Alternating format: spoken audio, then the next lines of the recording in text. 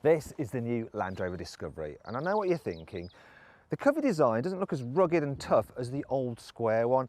Let's be honest, people don't tend to like change, do they? But eventually they get used to it and rather enjoy it.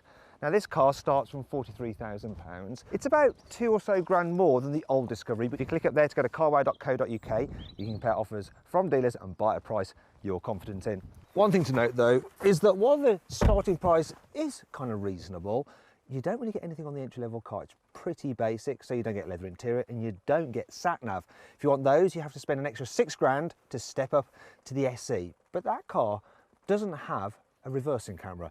And on something this big, you probably want that as well as the normal sensors. And then you need the HSE, and that's an extra £7,500. But then you do get a lot of extra kit. But when you do the maths, this car then works out a little bit more expensive than rivals such as the Audi Q7 and Volvo XC90. But can it match them on interior quality? Well, I'm going to let you have a good look around the cabin, and then you'll see for yourself that it all looks pretty nice. And actually, yeah, the materials, I think it's up there with best in class. There are a few thinner feeling plastics down here, but it's not too bad. And there's loads to like about this cabin. It's got so many cool features. So I mean, you can start off with the fact that the door bins are very large. It's a 1.5 litre bottle. You've got storage here. You've got more here.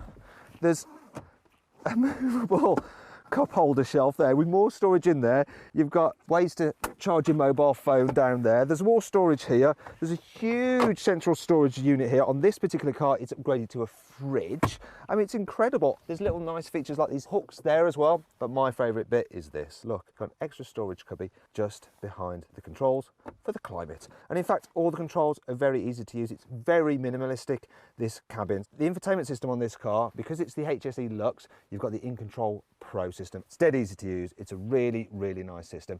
Now, if you click up there, you can see my full in-depth video review of it. Now, let's move on to the back, because this is where the Discovery really shines. Now, one thing about the Discovery is that you do have to step up to get into it, but for elderly people, there's a grab handle to help them out. Here in the back, as you can see, there is plenty of room. We've got loads of knee room, lots of headroom. Perhaps my only complaint is the fact that you do seem to sit quite low. So the angle between your knees and your bottom, well, it's almost like you're squatting. Now, I can't fault the fact that this car has got a pretty much flat floor, so it's really handy when you need to carry 3 abreast. And yeah, it's quite a wide car as well, so it's all right. The door bins are big here in the back as well, and in them I have the wireless headphones for the rear entertainment system, which is standard fit on the HSE Luxury Range Topping Edition, which is what this car is. And as well as that, we've got climate control back here on this particular model. There's lots of clever features actually here in the back of the car. So you've got 2 airplane style folders there for bits and pieces. You've got extra charging there for various mobile devices. If you want to fold this down, you can do. There's some cup holders here, and you can recline if you want the seat backs and slide them forward and backwards.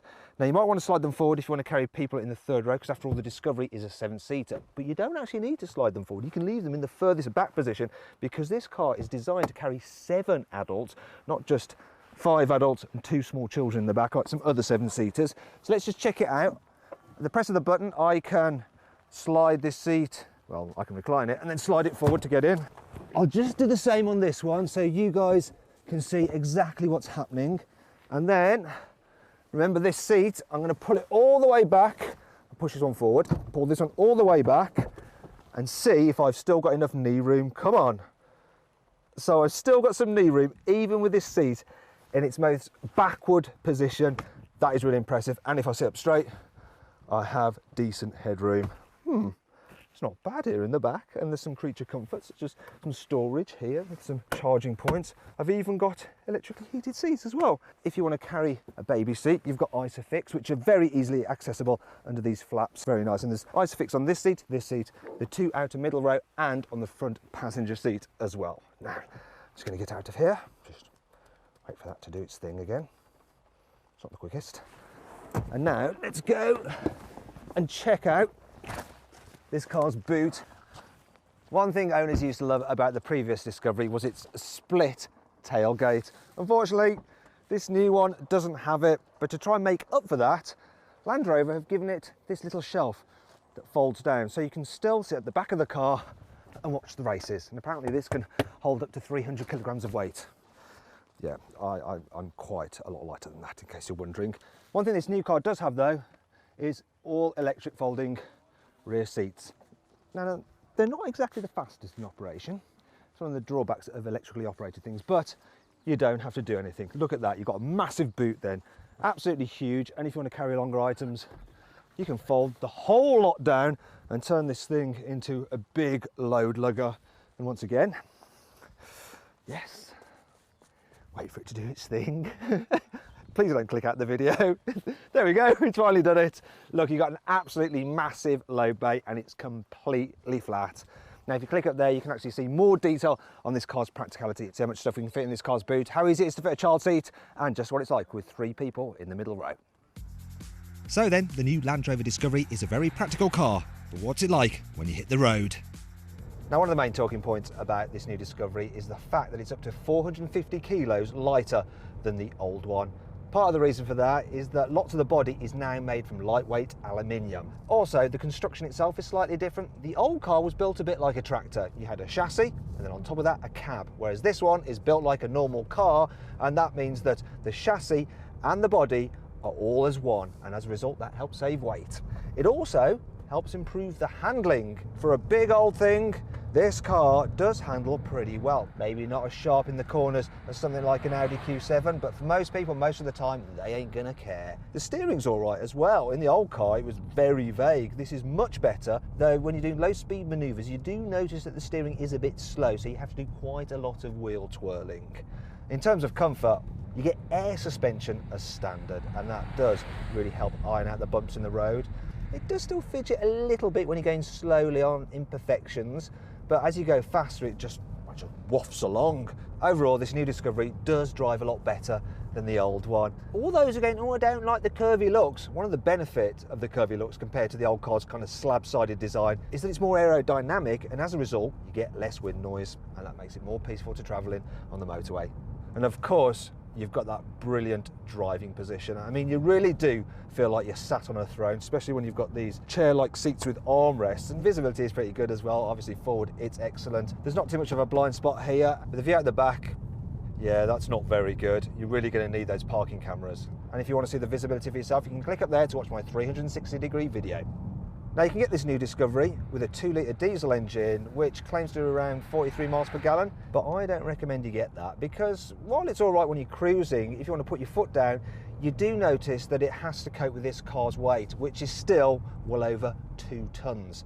What you're going to want is the one in this car. It's the V6 diesel. It's relatively smooth and it's got plenty of punch. It's supposed to do around 39 miles per gallon. What am I getting? Well, the trick computer says 26 miles per gallon. Oh yeah. As well as the diesel engines I mentioned earlier, you can get this car with a V6 petrol, which will do 0 to 60 in under 7 seconds, but it is rather thirsty, so I wouldn't recommend it. As standard, you get this car with an 8-speed automatic gearbox, and it does a good job of slurring the gears together. And if you want to, you can change gears yourself using these steering wheel mounted paddles, though I don't think you're going to bother. One of the key things about the Discovery is the fact that it's a proper off-roader. And it can do things that you would not believe. I've got the car set up with the all-terrain response system in automatic, but you can change the settings so that you can have it for various surfaces. So I've also got it in low ratio mode, and that means that the gearbox can really haul this big thing up pretty much any hill. It's very, very impressive. When you put it in low ratio mode, it also raises the air suspension to its highest setting. Now, you might be thinking, oh, that's all well and good, Matthew, but why does anyone, whoa, need their car to be able to do this? And of course you don't, do you? But it's a bit like your Swiss watch. You could get away with having one with a quartz movement, but you don't want that. You want a proper mechanical movement. You want the authenticity, and this Discovery is an authentic off-roader. And of course, if you're driving round town and it gets a little bit rainy, it's got a wading depth of 900 millimetres. However, not everything about the new Discovery is great. Here's 5 annoying features. You might be able to fold the seats down and up electrically, but you have to do the last part, the headrest, by hand.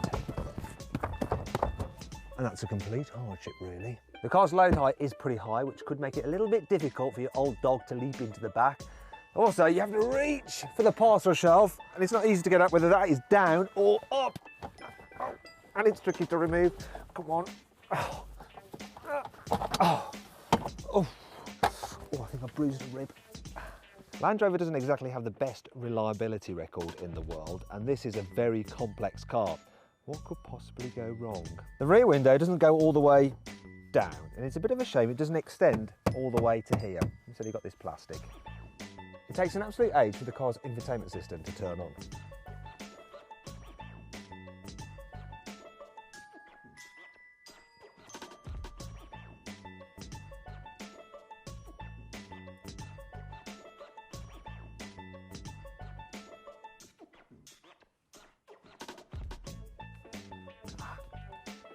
There we go. Finally. Thankfully, there's plenty of cool things to like about the new Discovery.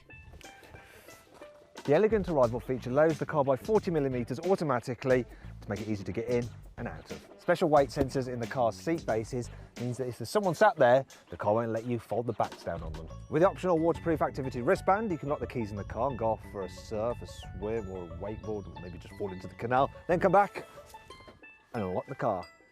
The door-to-door routing function of the navigation allows you to plot a route using the car system, then you can complete the rest of the journey on foot with guidance from a special smartphone app. Half of this car's aluminium structure is made from recycled metal.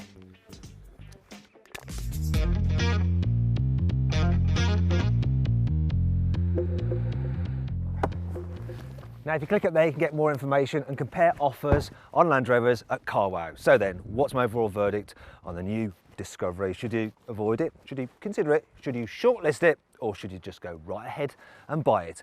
Well, I reckon you should just go right ahead and buy the new Discovery. It's an absolutely brilliant SUV.